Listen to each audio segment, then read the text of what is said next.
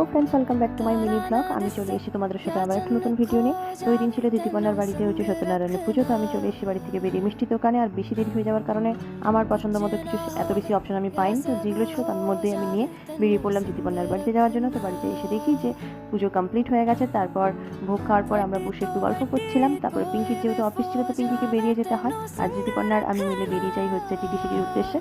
তো ওখানে বিকালবেলায় আমরা গিয়ে বসেছিলাম। আর ওইদিকে প্রচণ্ড গরম ছিল, তার উপরে আমরা নিয়েছিলাম আরও চা, কারণ চা তো খেতেই হবে গরম হোক আর যাই হোক। তারপরে দেখো তোমাদেরকে প্লেসটা দেখিয়ে দিচ্ছি। প্লেসটা খুবই সুন্দর, বাট আমার মনে হচ্ছে দিনের থেকে ওটা রাতে বেশি বেটার হবে। তারপর আমরা ওখান থেকে আর ভালো লাগছিল না, বেরিয়ে চলে এসেছিলাম ত্রিপুরাতে। এটা হচ্ছে হাইওয়েতে একটু দূরে যেতে হয়, আর জায়গাটা এটাও খুব সুন্দর। তো তোমরা কে কোথা থেকে ভিডিওটা দেখছো জানিও।